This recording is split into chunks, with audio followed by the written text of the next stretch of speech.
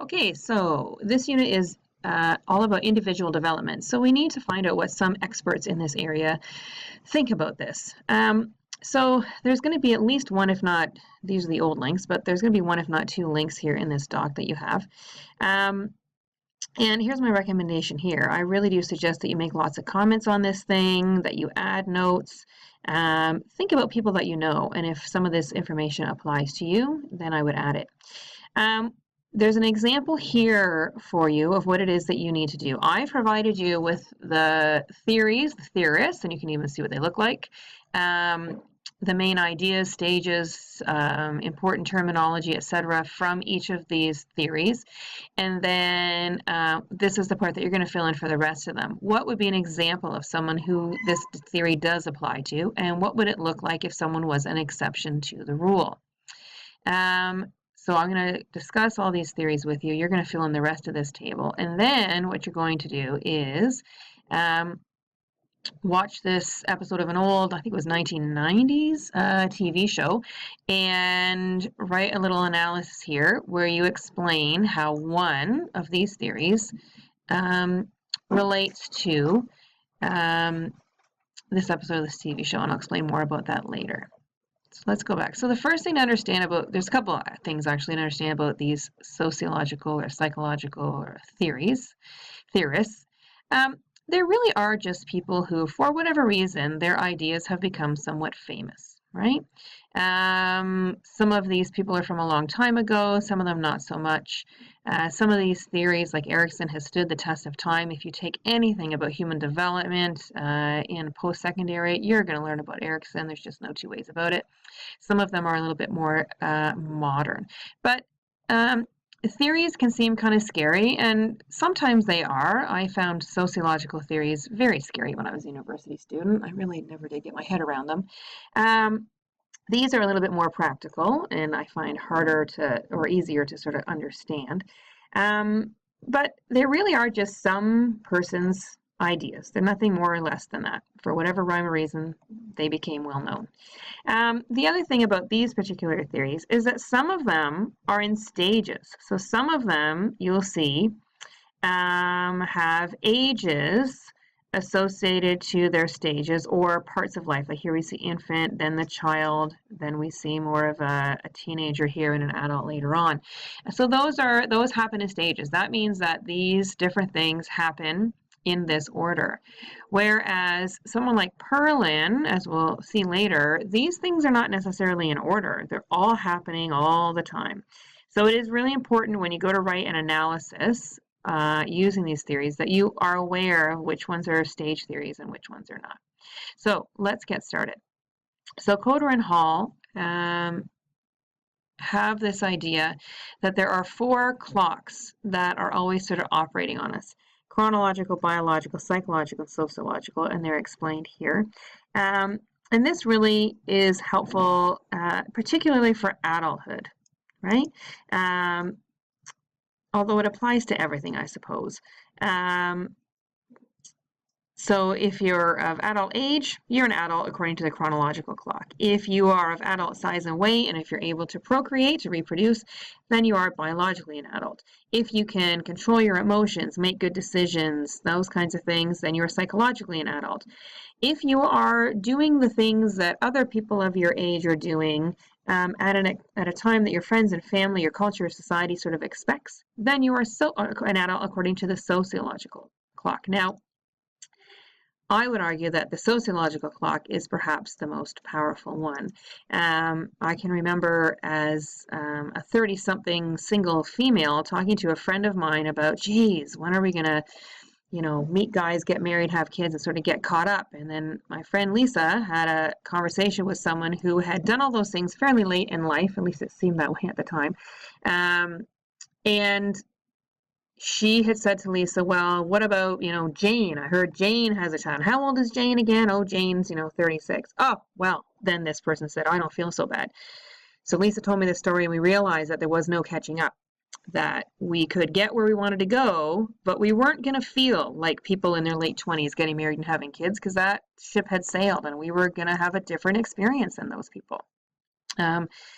So, and it is, I can tell you, it was strange when I was gargantuan and pregnant, meeting up with girlfriends of mine from high school whose children were graduating high school and entering university. And there I was at age 45, I think, pregnant with my first child and sort of shaking my head and thinking, what on earth is going on here? And that's just the range these days of how things are happening.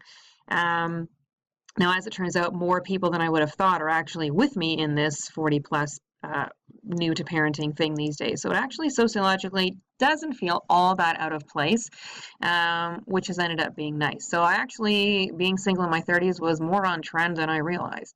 Anyway, so the sociological clock can, for some of us, make us feel really behind, which is not good.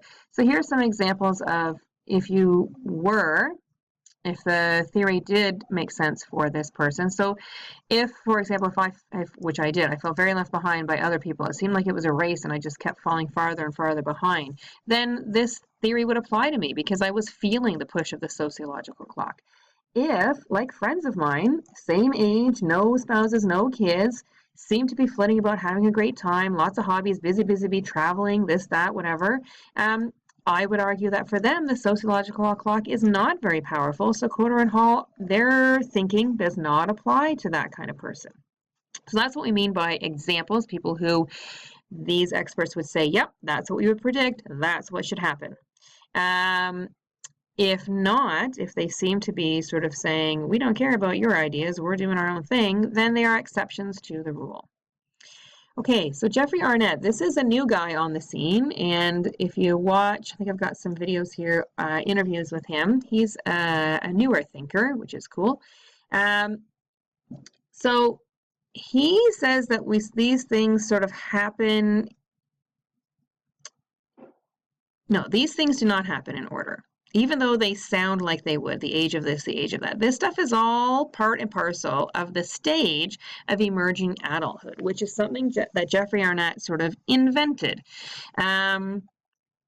He feels as if there's this sort of waiting period between being a teenager and then being an adult that has been extended because of our economy and our society and the fact that we live longer. There's a number of different factors that play into this, but he would argue that these 5 things are sort of happening, not necessarily in this particular order, but they're sort of happening as people like yourselves are trying to figure out who they're going to be in the next 10 or 20 years. So identity exploration involves figuring out who you are, what do you value, what do you want, what are your goals when it comes to love relationships, work, school, getting an education. Instability, so you may be in residence for your university time and then coming back home for a while after. So there's this sort of, they call it the boomerang effect, so it's not sort of stable that you move out of the house and then you're gone for good. It's also a period of self-focus where you are trying to focus on yourself and figure out what the heck you're doing.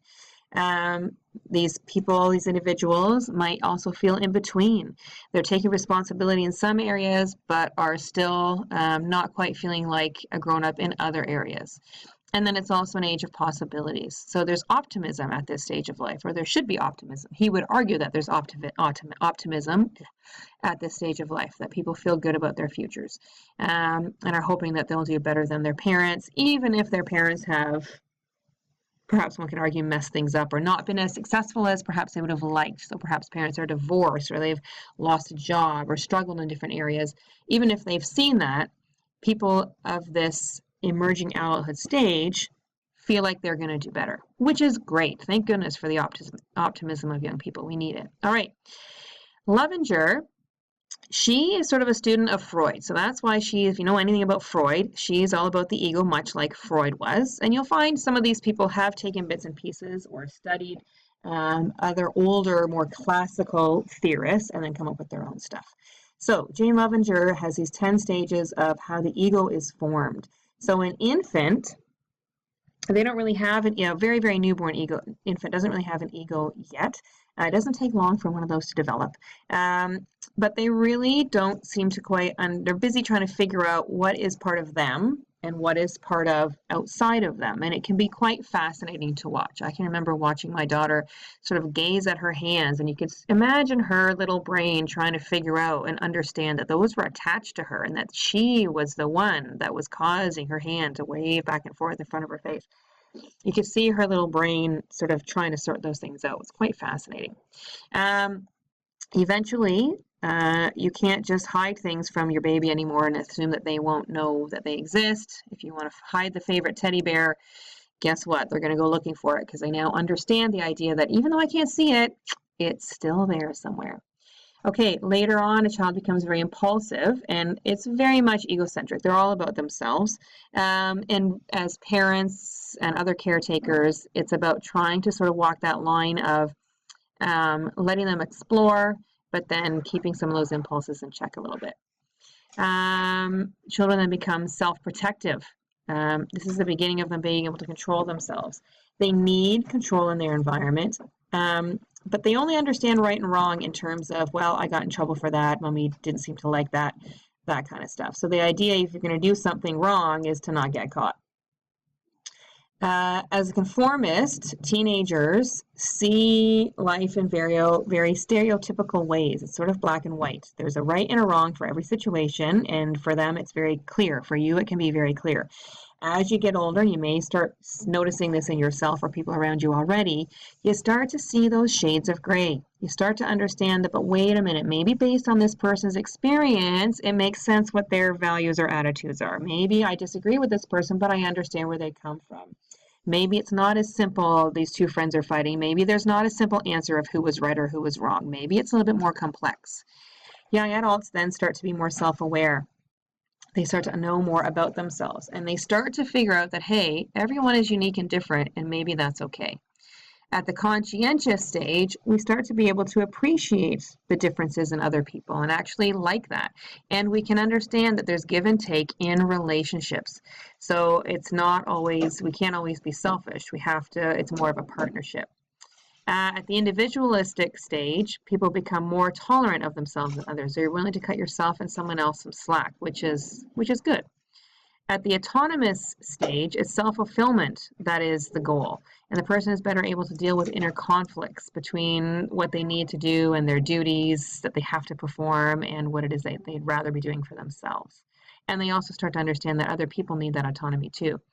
This, I thought, was quite powerful stuff, this integrated stage, which she says not very many people get there. But the idea that you're actually at peace with these inner conflicts that you have and you really understand the nature of your true destiny. Wouldn't that be amazing? So Jane also worked with Erik Erikson. So she shares his ideas about how identity is formed. All right, Perlin. He has these 4 characteristics. Again, not a stage theorist. These are not things that are happening in order. He would argue that it's distress that moves us forward, and that when we get into situations that are stressful or bad things happen to us or change happens, it's our responses that determine whether or not we're successful or not. And these 4 elements sort of have to do with our ability to manage these changes or periods of distress. So the first is our individual characteristics, which you can't really control a whole lot of. The second is the range of skills. So things like time management or ability to have a positive mindset, or I don't know, there's all different kinds of skills you could have, social skills even. Then there's the availability of social supports. So these are people, services, where do you turn to? Do you have a network of people in your life that you can go to when times are tough? And are those people actually supportive and helpful to you? Then there's this one, the nature and the timing of the stress. So when does it happen? So someone getting divorced, right? At what age would that have certain types of impact is what I'm trying to say. And then the nature of the stress. So someone dies in your family. Well, is it something that was expected and that you could prepare for? Or was it a car crash in the middle of the night that sort of came out of nowhere? So I often think of kids losing their parents when I think about the nature and the timing of stress. How did it happen, the nature of it, and when, at what stage of life, and how would that impact make a difference?